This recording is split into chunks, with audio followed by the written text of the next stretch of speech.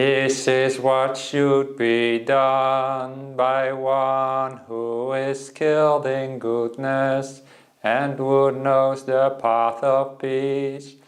Let them be able and upright, straightforward and gentle in speech, humble and not conceited, contented and easily satisfied, unburdened with duties, and frugal in their ways, peaceful and calm, and wise and skillful, not proud or demanding in nature.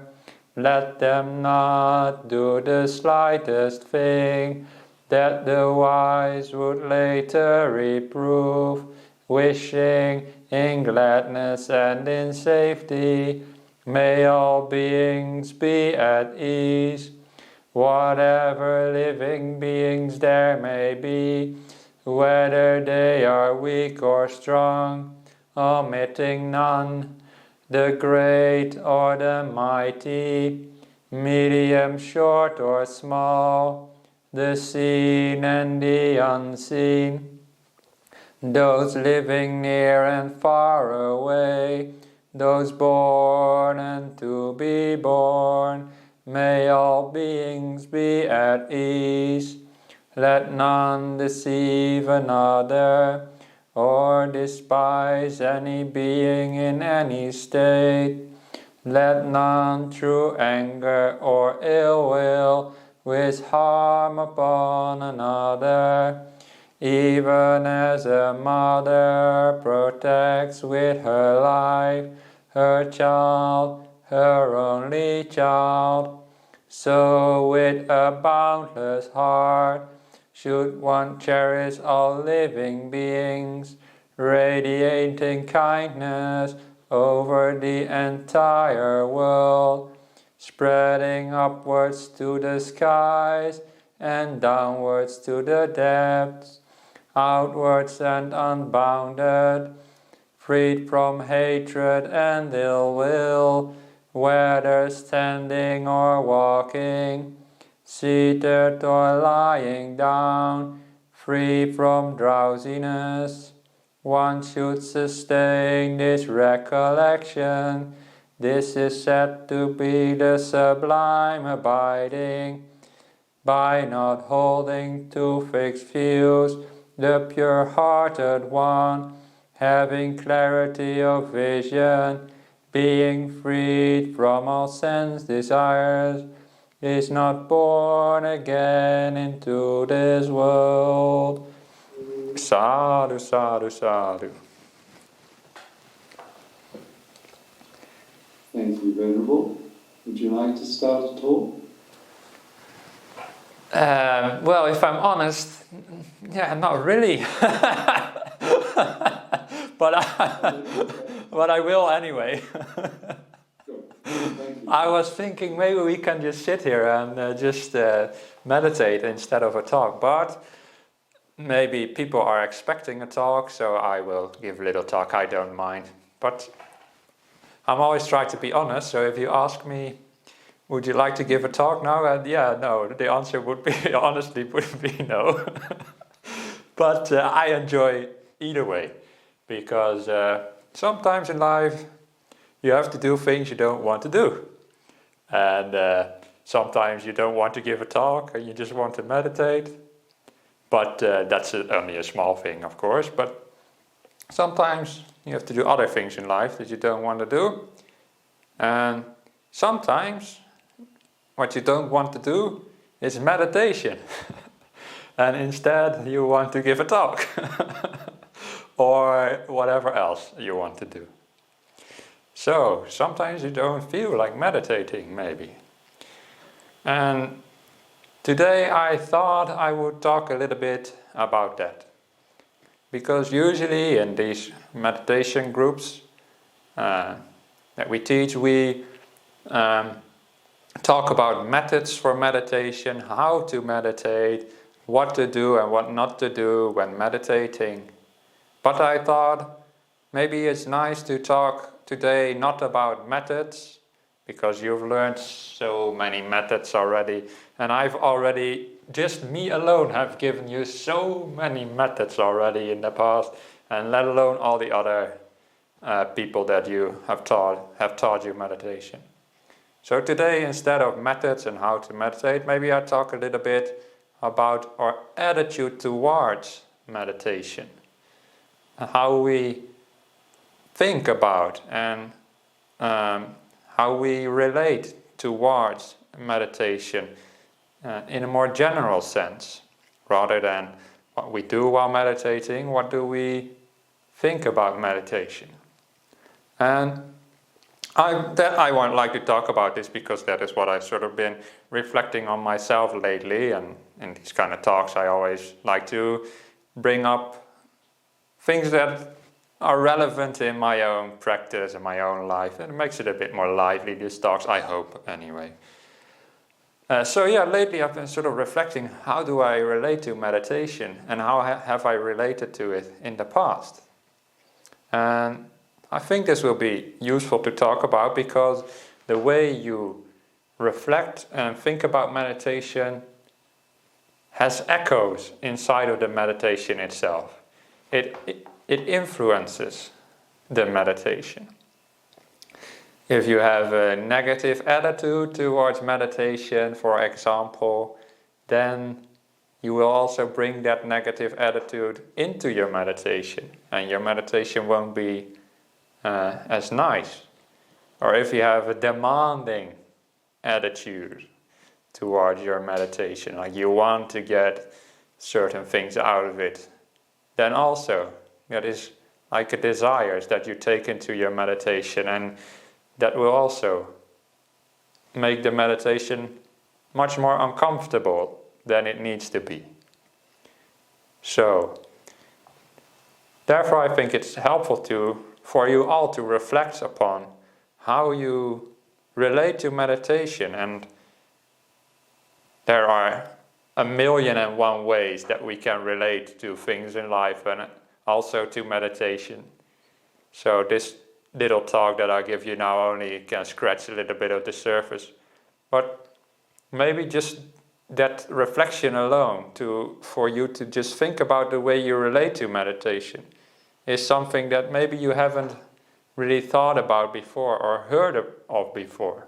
So if I just tell you that to keep an eye out on your mind before you meditate, or your general mindset about meditation, and just look at what that is like. Maybe that can already help you, because you're very creative and skillful people. You can usually figure out your own things. You don't need someone like me to tell you. But there is a couple of attitudes that I have seen in my own life and in the life of others that are sort of common towards meditation, and that actually can have a negative impact on the meditation. So I'll just pick a few of those, and some of them might be relatable to you and others might not. So one way we can relate to our meditation is as something we avoid doing sometimes, or that we don't really like.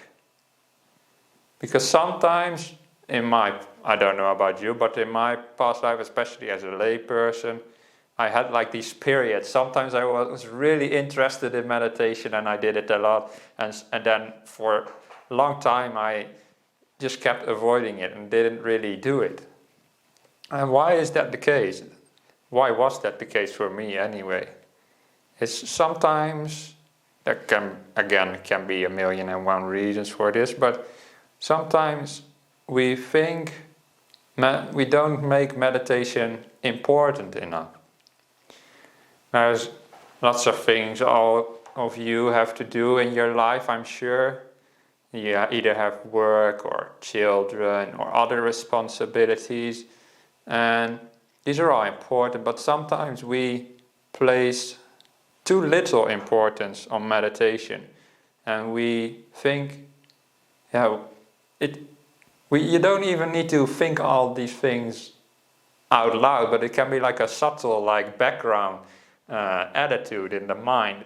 We think of meditation like you're just sitting there and doing nothing. What kind of benefit can that be?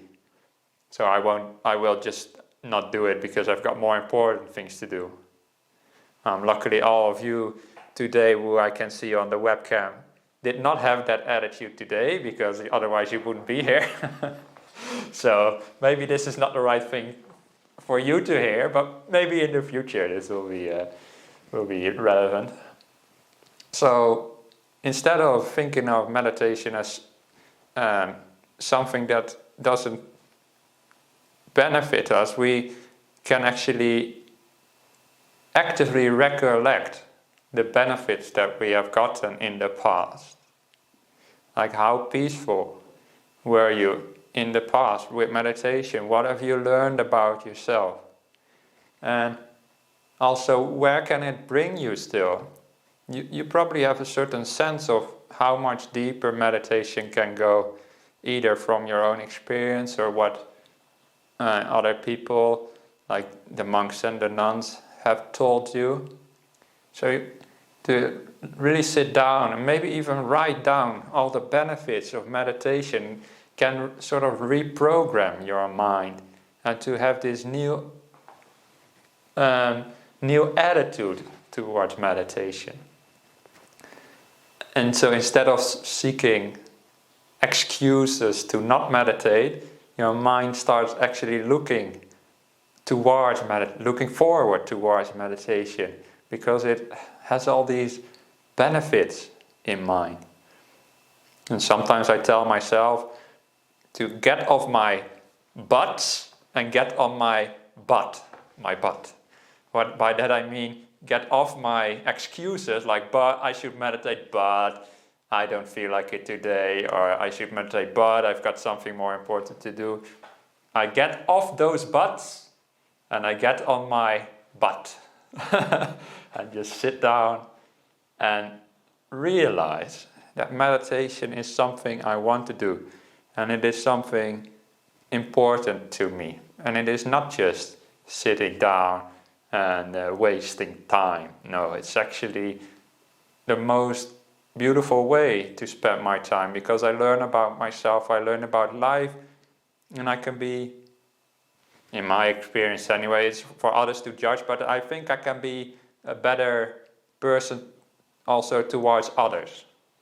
I can be kinder, and I can hopefully give better teachings.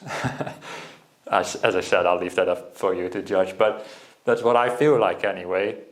You see, I'm already getting into that attitude of recollecting all the benefits of meditation. So sometimes all it takes is just a change of mind. Instead of thinking about all the buts, like, but it's too cold, but it's not the right day, but the neighbors are too noisy, but I got more important stuff. All these buts you can overcome by starting to reflect upon all the beautiful benefits of meditation. So that is maybe one attitude that some of you might sometimes have. You don't feel like meditation because there's more important things in life sometimes. That's what you feel like. So hopefully that's a thing you can use, maybe in the future. Another attitude that I've seen towards meditation is people do it, but they turn it like into a chore sometimes, like something they have to do. Like, okay, every Tuesday at 7, it's Armadale group, I have to come. It's just, I have to meditate. I don't know if you have that attitude, but maybe there are certain meditation groups where they say, okay, if you are in our group, you have to meditate every morning 1 hour, every evening 1 hour, and that is just what you have to do. Otherwise, you're not a real meditator, or whatever they say, I don't know. But sometimes we have this more subtle mindset inside of us, where meditation is like something like a task that we need to perform, something to check off our to-do list. And that makes it so much less pleasant. To me anyway, because, I'm a monk, so sometimes the way I relate to meditation is like, I'm a monk, I should meditate. I have to meditate because Ajahn Brahm says that Ajahn Brahm actually never says you have to meditate, because he is wise and he knows how to phrase his things. But I still, after Dhamma talk, sometimes I feel, Dhamma talk by Ajahn Brahm, sometimes I feel like, I should do better, I have to meditate now. And when I start meditating with that attitude, it is always quite unpleasant. And I'm not sure if I 100% know the reason why, but it's definitely to do with the fact that meditation should be like a leisure activity, ideally. I also have these periods where I just want to meditate because it's so nice. I don't even feel like eating lunch sometimes, which is the only meal that I usually have every day. But sometimes I don't feel like it because I just want to meditate instead. Or when I've been in the monastery and I go back to my hut, I almost feel like running to my hut so I can sit down and meditate. And when my mind is like that, then the meditation is much better. But when my mind is like I have to do it, it's like a task. Then it doesn't work. So we have to turn meditation in something delightful, something that we look forward to. And instead of something that we have to do because we demand it of ourselves, or because your partner asks you to do it, or because society demands it, or whatever. That is not the right way to look upon meditation. It also turns it into something that you need to do, like a task that you tick off, like whatever, you're cleaning your house or whatever. It's the same with like cleaning your mind or whatever in meditation. But as soon as you have that doing attitude, then also you start doing stuff in your meditation. You start trying to interfere with your mind, and you're not easily contented and satisfied as we just chanted. Instead, you are demanding of your mind, because you already come into meditation with a demanding attitude of I have to meditate now, it's my daily meditation time, so I have to meditate. If you start like that, then in your meditation you'll also be like, I have to be peaceful, I have to be like this or that, in my experience anyway. And that's why that attitude also doesn't work. So that's two attitudes that I've seen in my life already that don't work. First of all, the avoiding attitude with the buts, and the second one, the attitude of having to meditate. So those are two that don't help. And then there is one last that I just reflected upon that I would like to mention before we start meditating. If you want to, you don't have to. Later we meditate. It's your choice. But there's one third attitude that I would like to mention, and that is maybe more specific to some people, but definitely for me, and I think we all have a little bit of this attitude inside of us, which is like a little bit of a perfectionist attitude towards meditation. Like we want to get always the good meditations and not the so-called bad meditations. It's like meditation is only worthwhile doing if it is bringing us the best peace that we had. Sometimes I have this thing like I'm in my hut and I know if I'm going to meditate with the way I feel now, it's not going to be a good meditation, or not the best anyway. That's what I feel like. And just because of that, then I sometimes feel like not meditating, because I have this idea that if I meditate, it should be a good meditation. Otherwise, it's like a waste of time or whatever. It has to be has to be perfect. That's a little bit of a perfectionist thing, which I sort of is my little, you call it a vice? Maybe not a vice, but my little thing that I have to learn about.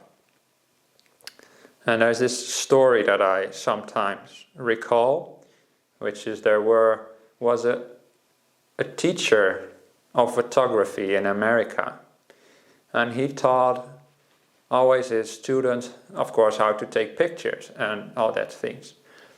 And one day he decided an experiment with the class. So he split the class up in two parts, and part A and part B got different assignments, and they would be graded differently.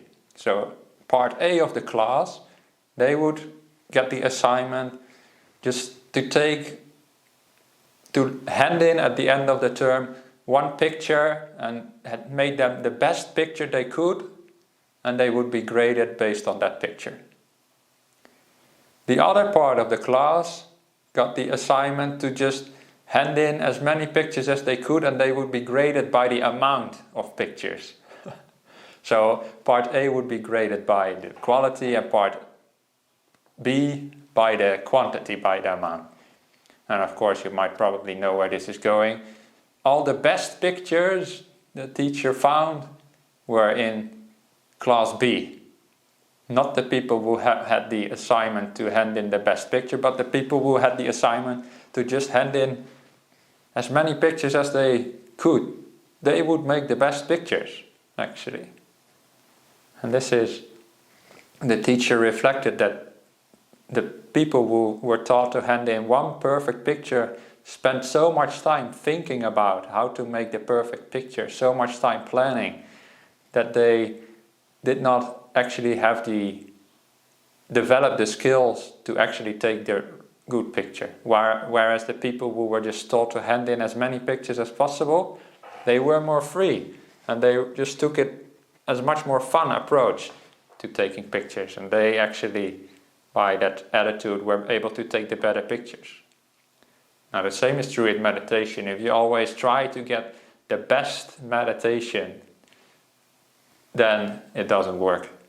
Instead, just have fun with your meditation and experiment, like the group B of the pictures. They just had fun experimenting. They didn't demand a good picture, they just took pictures. That was all. And it's the same with meditation. Instead of demanding good meditation, just meditate, that's all. Doesn't need to be good or bad. We're just sitting here and being. So those were some reflections for you. I know it's probably a little bit different from usual when you get more direct meditation instructions in these kind of classes. But maybe for some of you, some of those reflections might be helpful. I hope. Because I know many of you already and have meditated many times before, so you already know what to do, but now how do you relate to that, what you're doing? That's also important to consider. So 3 ways not to relate to your meditation is, what were they again? The first one, to avoid it with your butts. The second one is to make it a chore. And the third one is to expect it always to be good. But perfectionism. And if you avoid those attitudes, then your meditation also will become much more easier, I promise. So, if any of you, after that, feel like meditating, not because you have to, and just because you feel like it, then we can do that now. So, I will ring the bell first, and then we can all together start meditating, and I will do a little bit of a guided meditation as well for half an hour.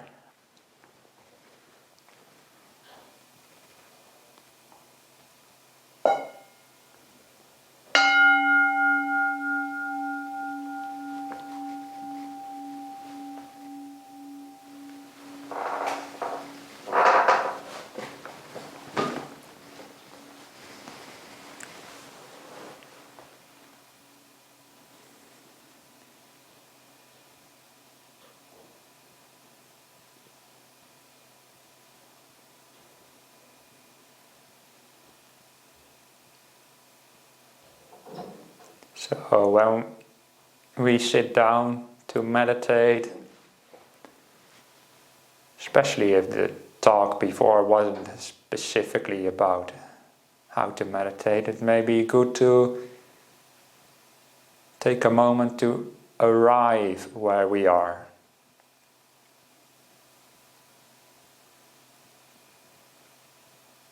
By that I mean to realize that we are sitting right here, right now, with the purpose to just find some peace. Or the purpose to just sit here and do nothing.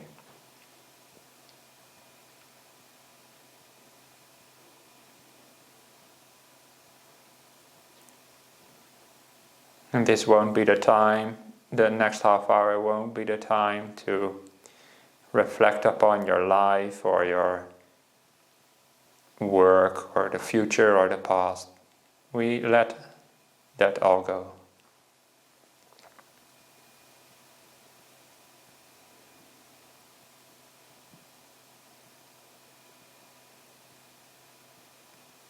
Now is the time to just be here.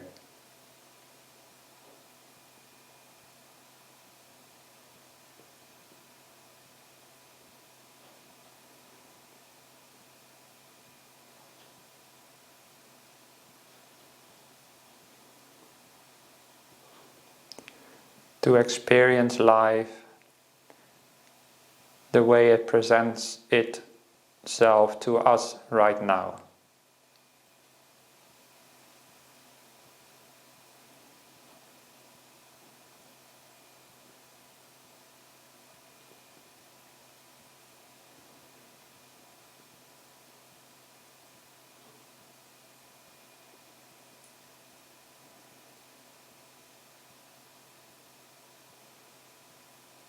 There's always a subtle energy in the mind that wants to get away from the present moment in the beginning of the meditation, whether through aversion or desire, aversion towards the present or desire for the future.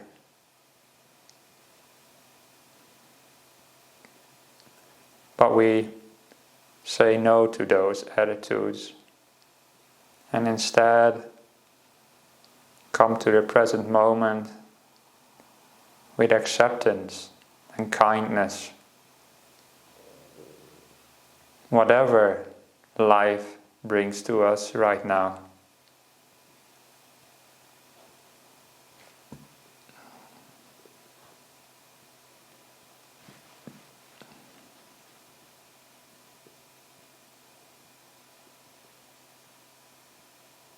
And a good way to start is to listen to the sounds that are going on around you.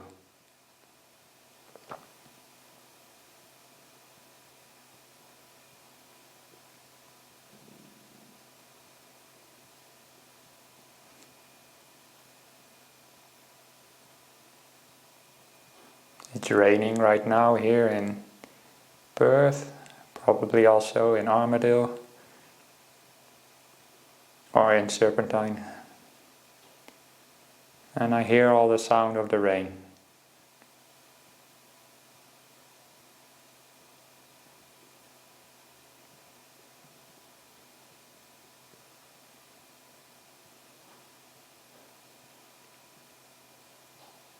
Sound is always in the present moment. You cannot hear future or past. So if you have problems settling in the present, sound is always a good object.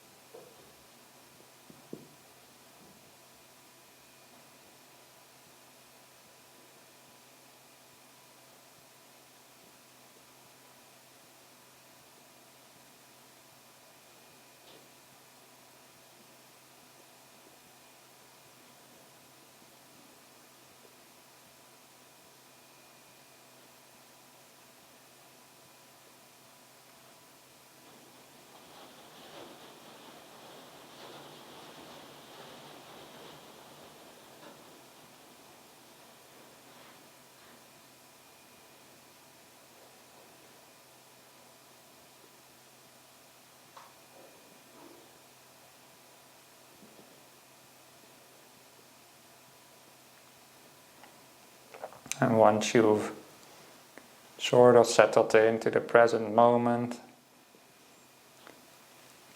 arrived in the meditation, you can, if you want, try to relax your body.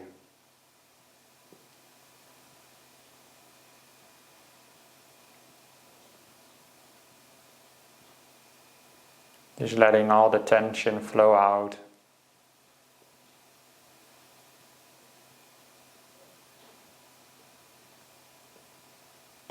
Dissolve all the tension into the air around you.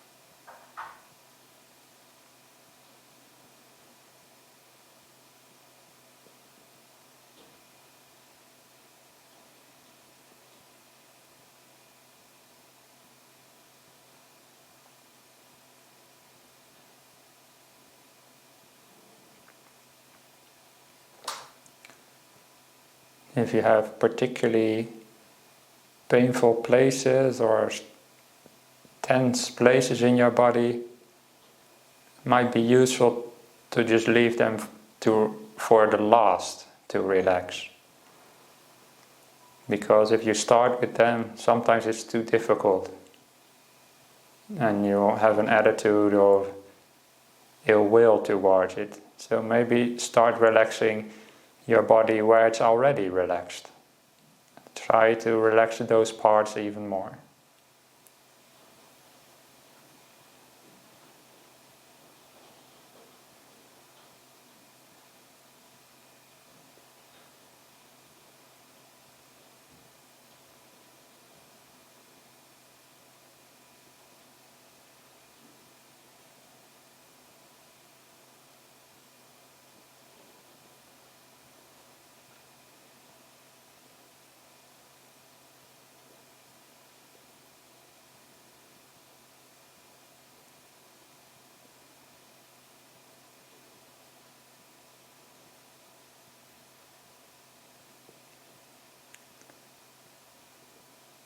I will now be quiet for 20 minutes.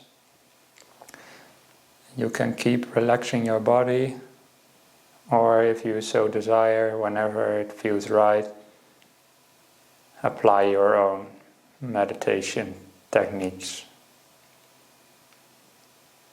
And after 20 minutes, I will guide us out of the meditation.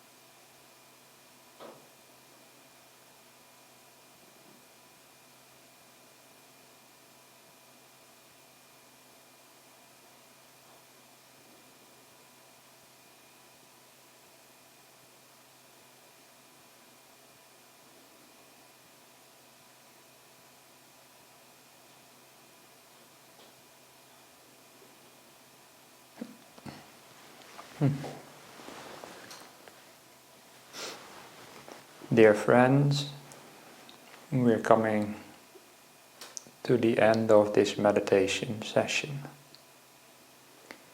Please take a moment to experience how you feel right now.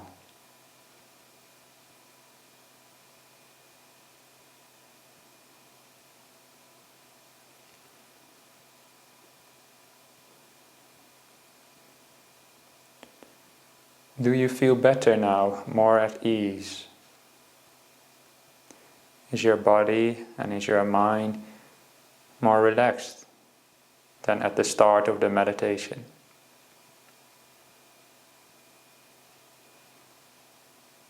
If so, then please remember this, in case in future you feel like procrastinating on your meditation. Remember what beautiful effects it can bring.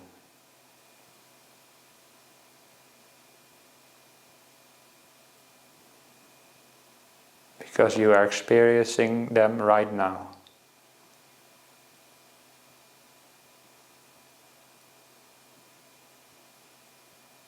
If, however, your meditation was a bit more uncomfortable today and you still feel uncomfortable, then remember, it's still good enough. Not every meditation can be perfect. And just appreciate the effort that you put in to come here, to sit down. So you always end each meditation with a positive attitude toward yourself and meditation as well.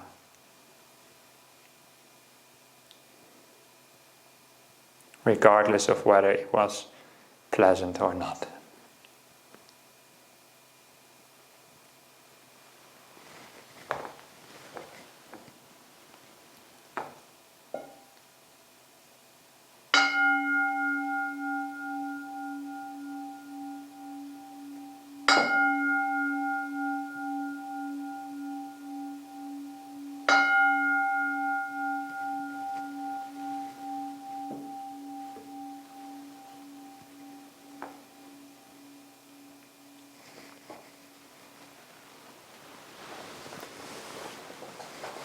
Thank you everybody for meditating with me today. And at the start of today's meeting, Chris asked, would you like to give a talk today? And I said no. But during the talk, actually, I got inspired by my own words and I really felt like talking. So maybe I went on for a bit too long. I don't know. But sometimes it can be the same with meditation. You don't feel like it at the beginning, but just go for it and sit down anyway. And often you'll find that meditation is pleasant regardless, and you'll get into it as you go. So I'd like to leave you with those reflections for now. So, Venerable, would you like to continue with your talk, or would you like some questions? Yes, I think now is the time for questions, if there are any. If not, we can do something else. Okay. Has anybody got a question they'd like to ask? You're welcome to unmute yourself, or you're welcome to put a new message in the chat. I see we've got one message coming up. No questions in the chat yet. Is there anybody who would like to ask a question? I will ask a question. Lovely, Gloria. Thank you. Welcome in this evening. So I think like meditation for me is a journey of understanding my own emotions. And then it's interesting that I discover a lot of emotions that I don't know even exist before meditation. Right. And then yes, one of the emotions that come up recently is anger, because I growing up I was not allowed to feel angry, whatever. because I would not say, I think I kind of like get punished for being angry, and then there's a lot of like other things associated with like negative association with anger as well. And then I become like, I don't know how to get angry. Until recently, I still feel like I am not a person who will get angry easily. But like recently, I really experienced that intense anger I think I suppress them a lot, and then they come out during meditation. And then I will have this very intense anger. And I think other than that is that I do not feel that much guilty about being angry compared to like in the past. And then I feel a lot of anger. And I kind of also see why the Buddha says that like anger is one of the three poison. Because when I'm angry, I will see like black and white. Like either that person is wrong, or like I'm not good enough, or that person treat me like badly. Okay. Yeah. And then I will sort of feel guilty after being angry. And your question? Yes, my question is that how to handle. I think anger is like sort of healthy emotions. I think sort of healthy and normal emotions, and I want to experience that without like being always overwhelmed. Okay. I think I sort of know what you're asking. If not, maybe I get it wrong, but you can ask again later. But first of all, I recognize what you were saying, that in meditation it's like a journey of discovering emotions. And that was the same for me when I started meditating, like many years ago. I was like starting to unravel all these layers of emotions. Like I thought many things that seemed so complex, I started like unraveling and started seeing deeper layers and learning about myself and the way I felt, and also what gives rise to certain emotions. So that's definitely very relatable. So that's good actually, that you are experiencing this journey and that you are discovering new emotions through meditation. Sometimes it's not that the emotions are new per se, but it's just that in meditation we recognize them more clearly, because we actually sit down to be with our minds and sit down to experience our minds directly. Like when you're just walking in the street and going to a shop, you're busy walking and looking for directions and shopping. You might be just as angry inside, but you just don't notice because you're not paying attention. And when you're meditating, you might really think, I'm suddenly so angry while meditating. How can it be? But it's not like that, Gloria, because you were already had that anger in you before, but you just didn't notice.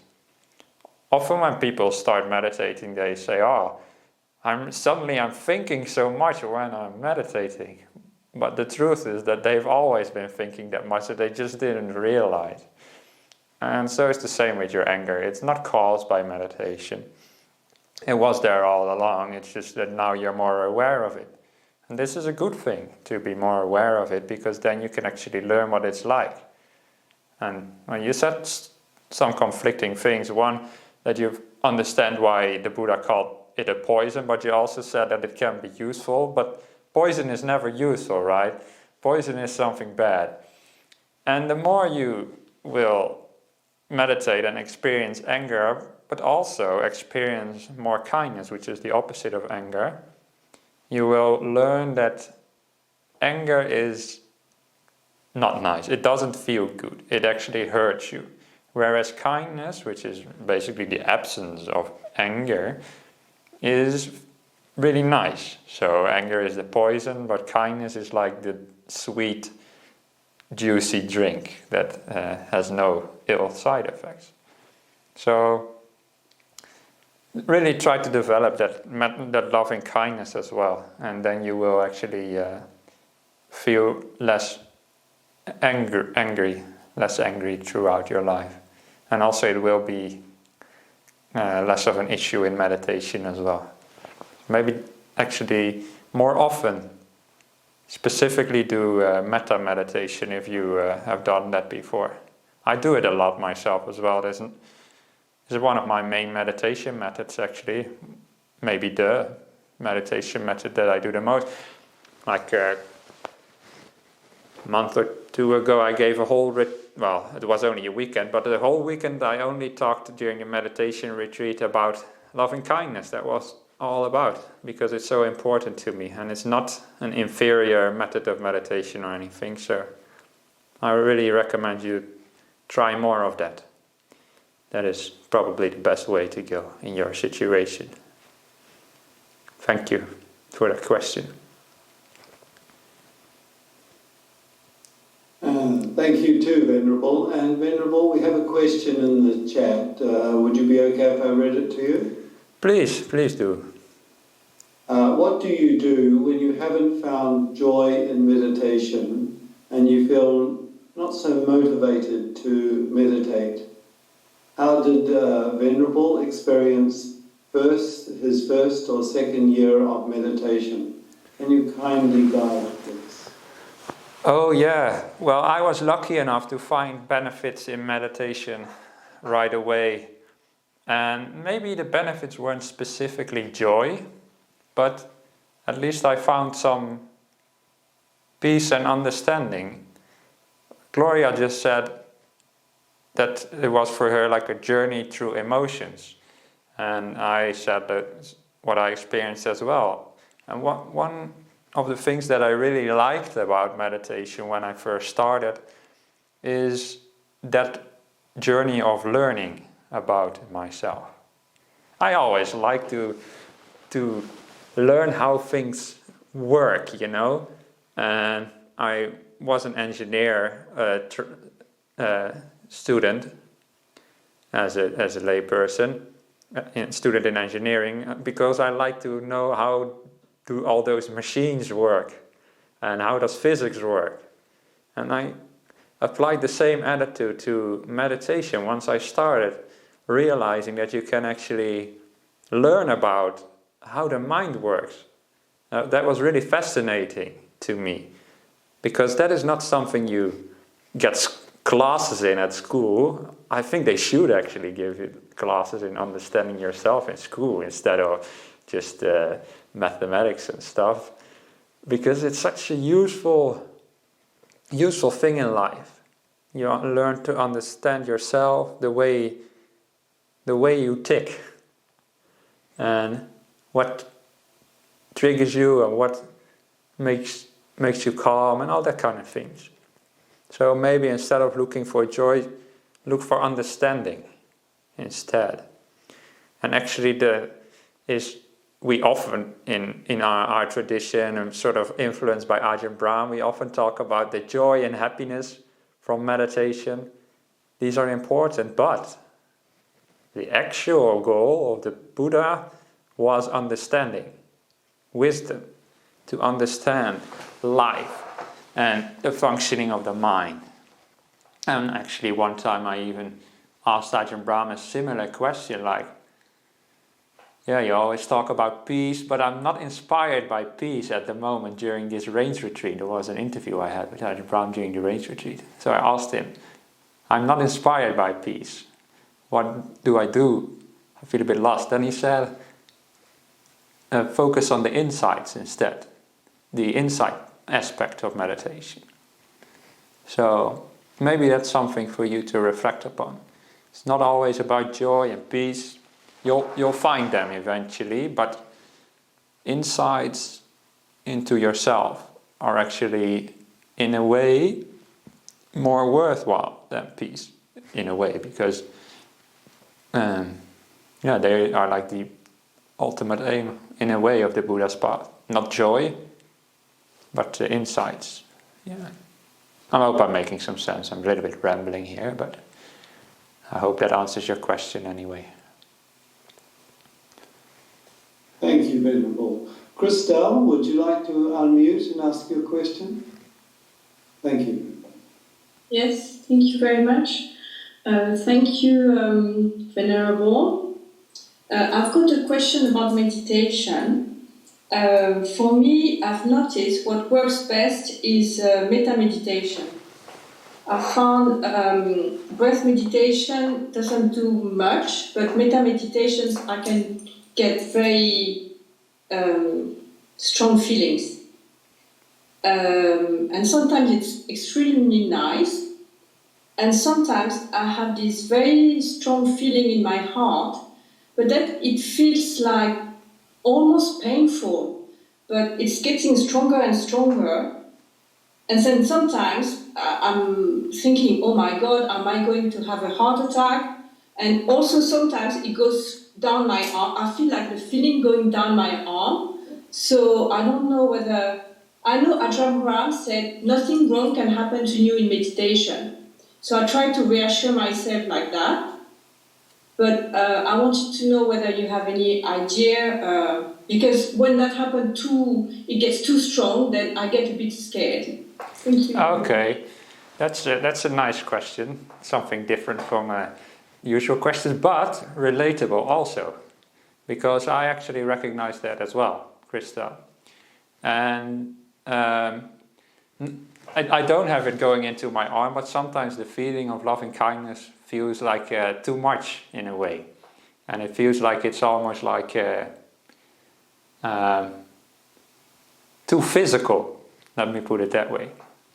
And one thing you can do is try to make it less about the physical part of the feeling and more about the mental attitude and the mental aspect of it. Focus more on that. Because you feel loving kindness in your body, but you also feel it in your mind as well. And if you move more towards the mind and let go of the body, then you can start to feel loving kindness also in a more pure way. And you'll also be less worried about the body, and those bodily feelings will also tend to move to the background. And so that's my first advice and main advice that I would give you. Focus on the mental aspect of it more. See if you can do that somehow. Second of all, maybe let it come more naturally as well.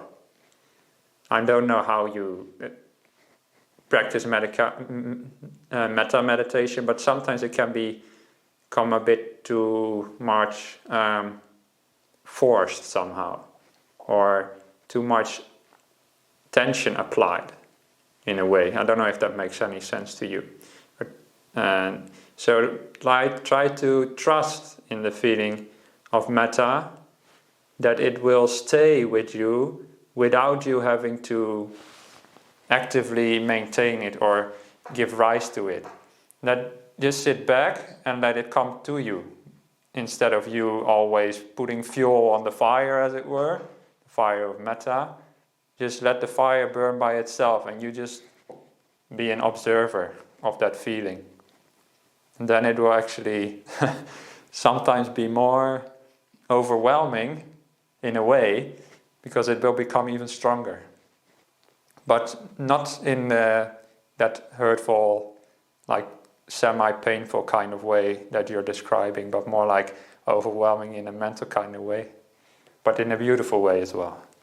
That's often when you get some of the breakthroughs in metta meditation, when you have that kind of change in attitude towards it, and it becomes bigger than you. Instead of you being the one who controls the metta, and it's more like the metta takes control over you. And that is a difficult step to make, but once you do that, you will change forever as a person.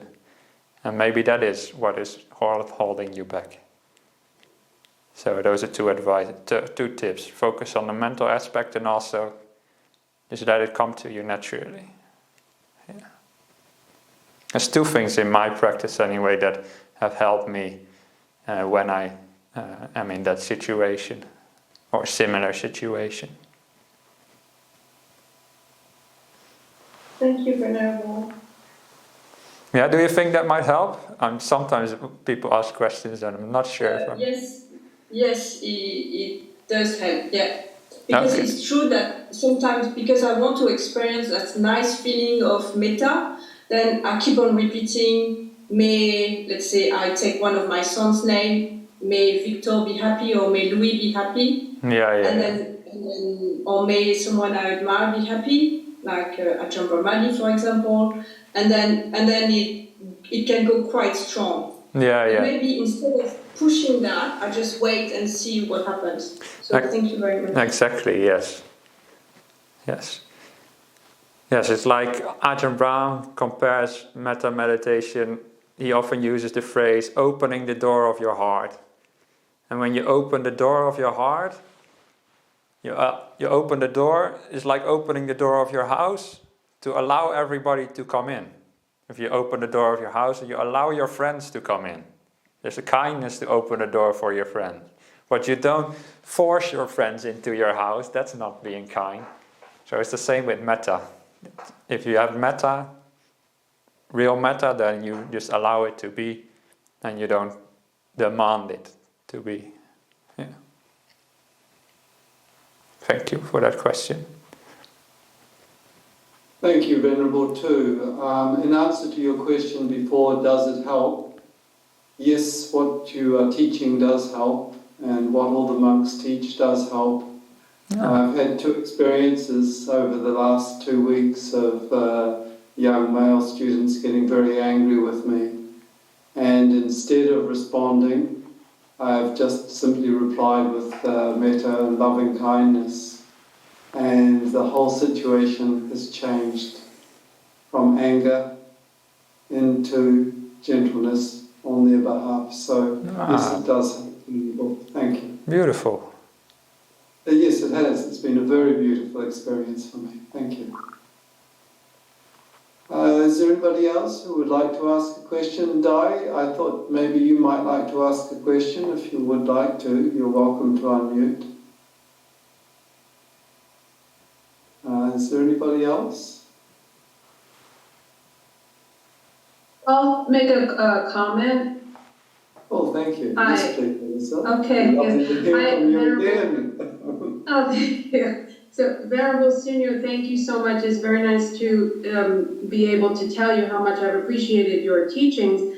Your Metta meditation retreat was very helpful in your story with Spot, the cat. And, and it was very helpful, that Metta meditation retreat. I really appreciated that. And today what you said, I thought that was really nice because it's helpful to try to learn how to talk to oneself. And I think reflecting on meditation and the benefits of it is a great way to do that. And I have a question though, with that, when reflecting on things like that, then my mind goes off, and sort of bringing it back to that reflection, those benefits, having that, because doing that, reflecting on the benefits of meditation, is, I would think, if you could answer this for me, it would be right effort, I believe. Yes, maybe. yes. And so, and having, I think it's called hiri ottappa, sustained effort, because it keeps going off. So if you could maybe have any suggestions about, when you're having like a nice reflection and all of a sudden you're somewhere else with it. And Right. Bringing it back. Thank you. Yeah, so the Buddha taught not only meditation, not only mindfulness and samadhi, but also other factors of the path. And one of them is often translated as right intention or also right thought. That's the second factor. So it is important to also reflect upon the way we think about life, but as I taught you today, to reflect upon how we think about meditation. Because the Buddhist path is about changing our whole person also, our thoughts, our actions, and our minds. And so one thing to do is to, if you feel this kind of reflection can be of benefit, is to set a specific period for it outside of meditation.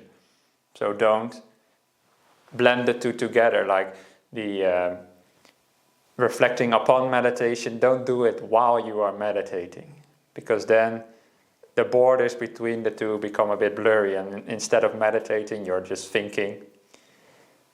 So that is one thing that I would like to say about that. So sorry, what was it? What was actually your question? Actually, well, can you repeat it one more time? About sustained effort, developing sustained effort in reflecting.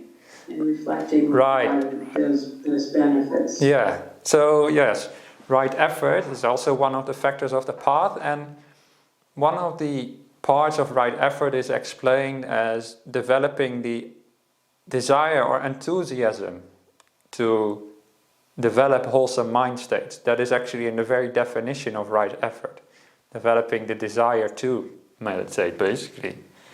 So what I told you before, the meditation is not something the Buddha would disapprove of. It's actually part of the right effort as well, to develop the desire to meditate. And you do this by reflecting upon it. But if you feel it difficult to sustain that, maybe it's because you're not really getting benefits out of it, and it's maybe not the right time to do it. Because usually when something is the right time to do and we get benefits out of it, it's quite easy to keep doing it. So maybe it's just not the right time to do it. And also another thing might be that your mind might just be too restless in general before you do these reflections. So what you might do is maybe meditate first and then do the reflections afterwards. At the end of the meditation, I did like a 1-minute reflection of how do you feel now, and have you found any peace. But you can extend that reflection to be longer as well. And you'll find, Alyssa, that it's usually much easier to do that kind of reflection after the meditation instead of before, or instead of just in the middle of the day when you're running around doing all sorts of stuff. So that would be my advice as well. It goes for much of the things. If we need to think about something, it's actually often helpful to meditate first and not think about it, and then only afterwards, when your mind is more clear and focused, then figure out the things that you need to think about. Yeah. Hope that helps, Alyssa. I'm sure it does. Thank you, Alyssa. Sky, would you like to unmute? Yeah, just a quick thing that came in my mind. I just happened to see a video this week, some lady neurologist, and she made a simple diagram of the brain, and she said the right side of the brain is the one that tells you to stay in bed and don't exercise and don't meditate and don't do this. Right. And the left side of the brain tells you, I will do this, I need to do this, I want to do this. And then she mentioned briefly, I didn't watch the whole video, but it caught my eye. She said the middle part of the brain is the one that has your goals. So if we know in our hearts that the meditation has all these benefits, then hopefully our middle brain, or whatever part it is, I don't know, they have names, will help guide us to remember that these are just hindrances that are associated with an actual brain activity, that we're not always just guilty in our hearts that we don't want to meditate, but our brain is actually messing with us, like trying to keep us from being all that we can be. So I just like to reflect on that, because I don't want to beat myself up when I don't want to meditate. I just want to realize there is a battle up here. And, but like Christelle said, when you have a metta in your heart, you know the benefits. Yeah, you can usually override after some years of battling with that brain to say, I'm just going to give it a shot. And I love what you said about not being a perfectionist, because sometimes we have doubt that we're doing it right. And, but I just want to say that was a great talk, Venerable Sunyo. I really loved it. And you really hit it nicely on all the three topics of what gets in our way. Thank you so much. Thank you, Sky. That's a nice comment and very helpful as well, actually. The thing about the brain. I'm not sure if the left versus right thing. I think that's a little bit of outdated science, but and maybe a little bit oversimplistic, left versus right. But generally, it's sometimes helpful to reflect upon it in that way. Like it's outside of our control, and it is just processes of the brain and the mind that's going on, and we are sort of the passenger of those sometimes, and that's a helpful way to reflect upon it, and I will also use that as well, so thank you for that comment.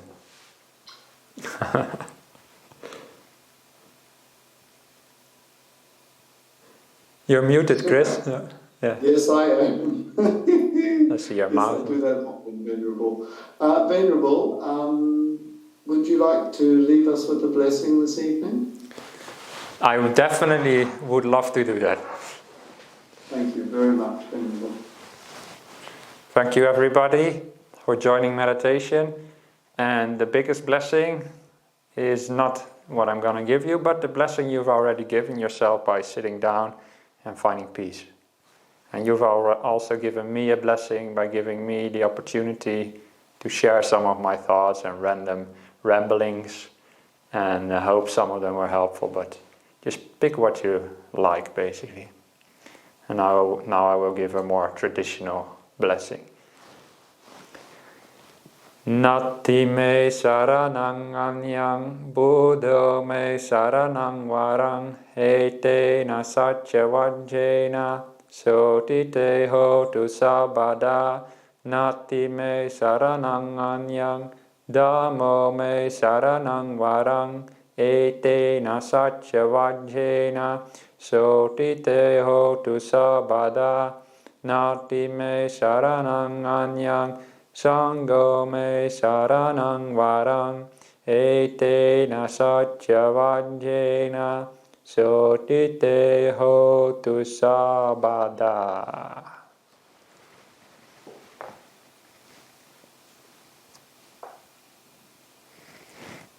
Thank you, and see you next time.